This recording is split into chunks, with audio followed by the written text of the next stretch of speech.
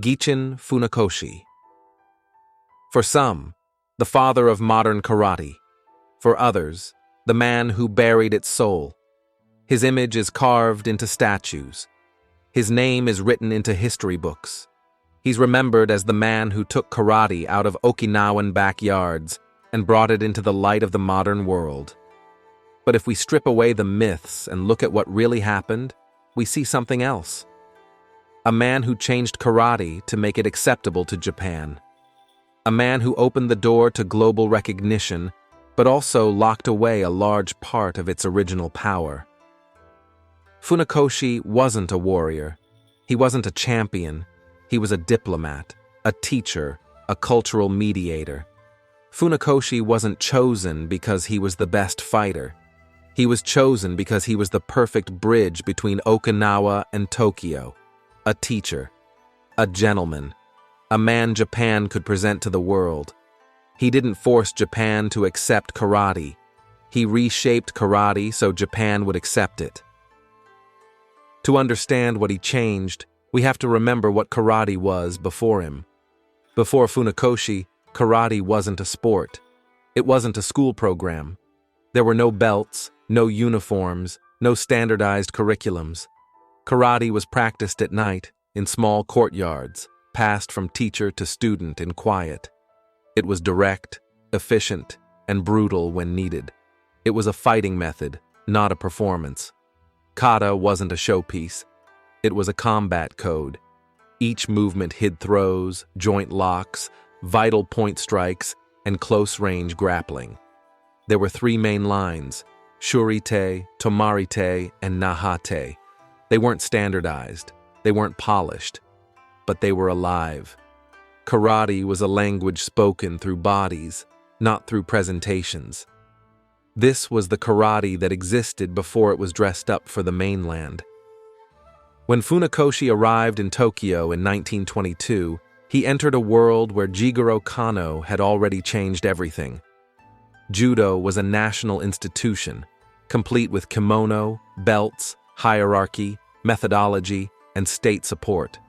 For karate to survive and spread in Japan, it had to fit the mold. And so Funakoshi made three historic moves. First, he changed the name, from Chinese hand to empty hand. This wasn't just semantics.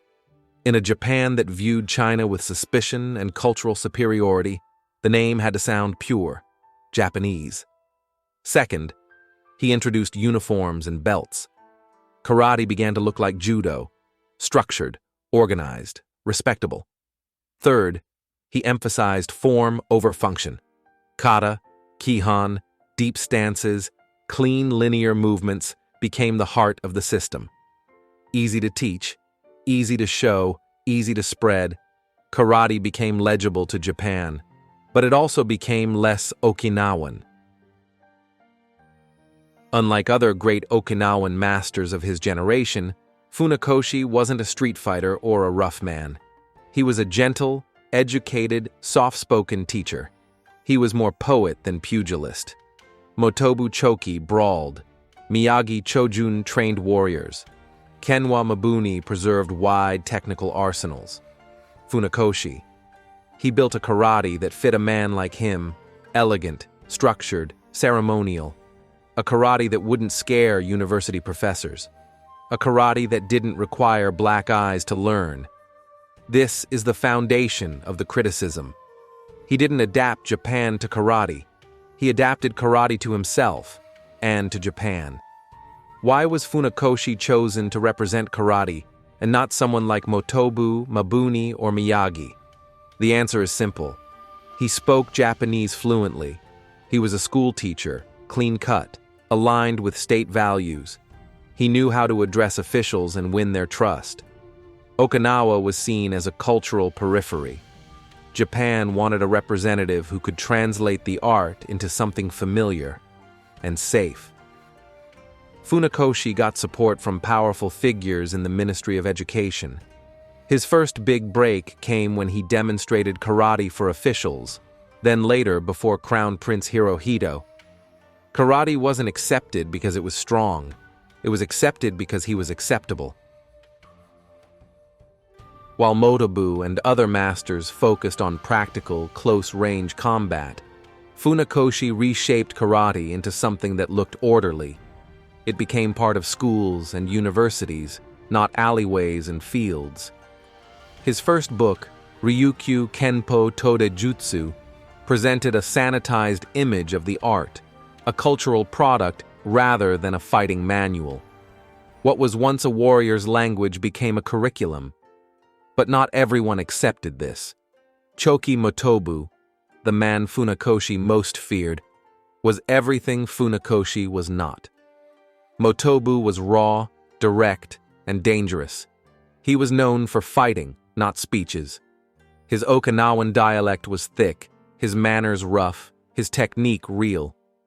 In the 1920s, Motobu stepped into a ring in Tokyo to fight a Western boxer. One punch, knockout. The crowd went wild. It was seen as a great victory for karate. But the next day, the newspapers didn't print Motobu's photo. They printed Funakoshi's. Why? Because Motobu wasn't the face Japan wanted. He was too Okinawan, too blunt, too real. Funakoshi, on the other hand, was presentable, educated, safe. So when karate beat a boxer, it was Funakoshi's face that became the symbol of victory. Motobu was furious. He openly mocked Funakoshi, calling his style a dance. He believed Funakoshi's karate had no teeth, no grit, no reality. According to several accounts, Motobu even challenged Funakoshi. What happened next varies by source. Some say he dominated him in a private match. Some say Funakoshi refused. But the result was the same.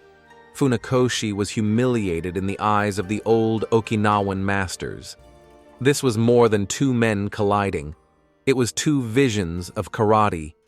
Motobu's raw, close-range fighting art versus Funakoshi's polished, politically acceptable version. Japan didn't want the fighter. Japan wanted the ambassador. Shotokan grew fast. It spread through schools, universities, and eventually the world. But in its early years, it had a serious hole in it. There was no true pressure testing, no structured sparring, no clash between two determined bodies. It was a system that looked strong, but often hit soft.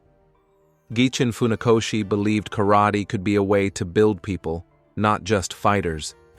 He wanted to present an art that was educational, structured, and safe enough to survive in the strict environment of Imperial Japan. But what he created was only half of the picture. He focused on kata, kihon, etiquette, and moral philosophy.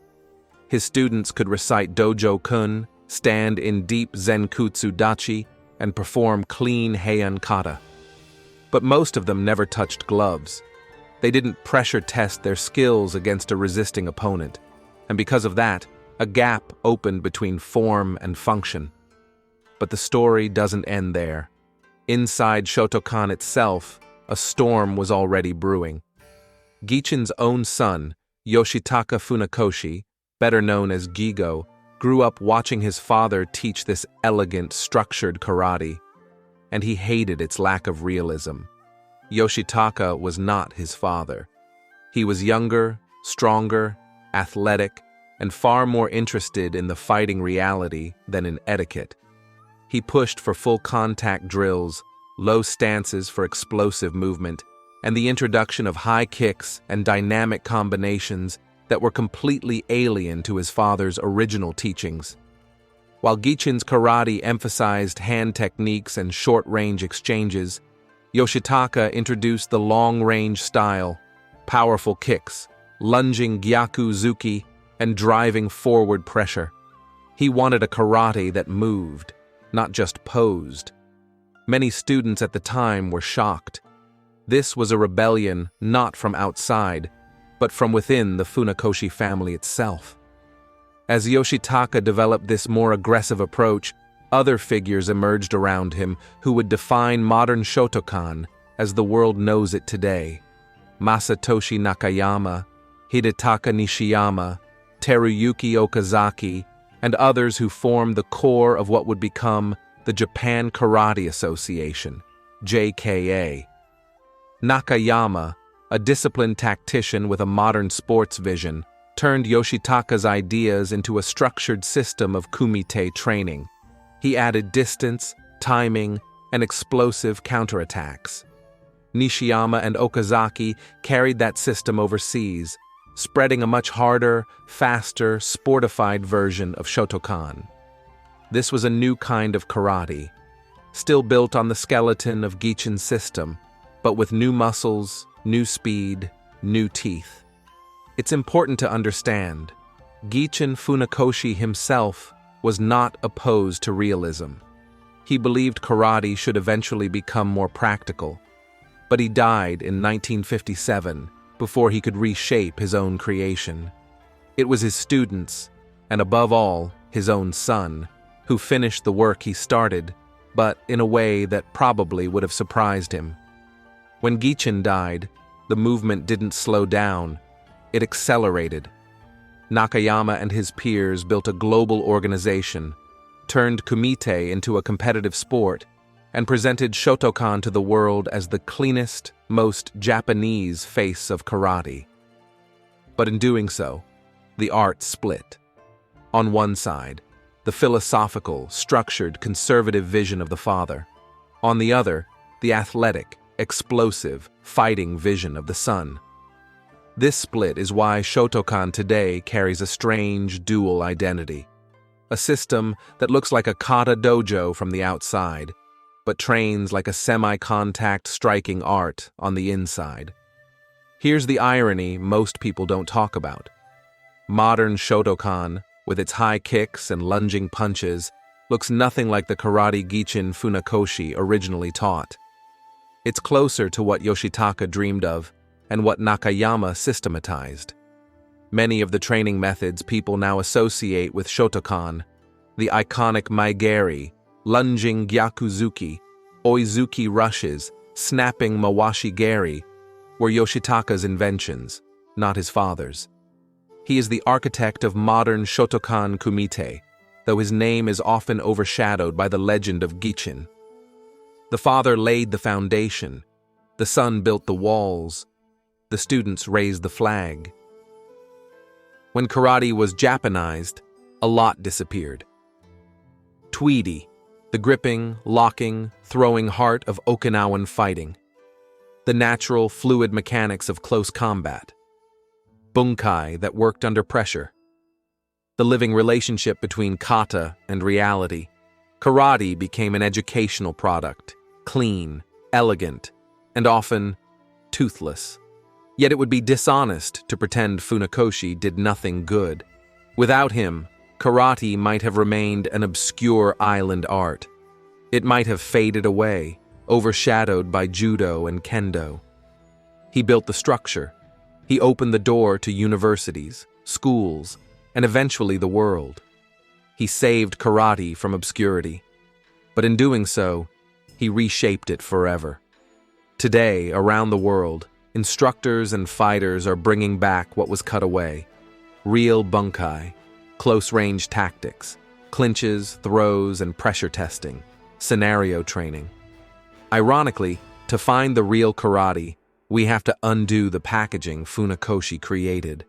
Gichin Funakoshi wasn't a fraud. He wasn't a villain. He was a political realist. He understood the time he lived in. He knew raw Okinawan karate would never survive untouched in the Japanese imperial system. So he reshaped it, dressed it in a kimono, straightened its back, softened its edge. And because of him, karate survived. But it survived, changed. If you want to truly understand karate, you need to know what Funakoshi built and what he buried. Only then can you choose. Will you train a system or a fighting art? If you've stayed with me through this story, then you're not just someone who watches martial arts. You're someone who cares about where it came from and where it's going. What we're building here is not just a YouTube channel. It's a digital dojo, a place for those who want to go deeper, who want to understand the soul behind the kata, not just the moves. If this kind of content speaks to you, if it gives you something real, consider supporting the work. Hit subscribe, give the video a like if it earned it, share it with people who train. If you want to go one step further, join us on Patreon. That's what allows me to keep making these long-form documentaries without watering them down. The first book, The Way of the Empty Hand, is coming soon. If you want to be part of that journey, if you want early access and behind-the-scenes material, Patreon is the place to be. You can also follow me on Instagram, TikTok, and the other platforms. Links are in the description. That's where I share raw training footage, historical fragments, and updates before they ever hit YouTube. This is not a corporation. This is one man, a camera, and a lifetime spent in the dojo. So if you believe in this project, help me keep the fire burning. Funakoshi opened the door. Now it's up to us to bring the soul back in.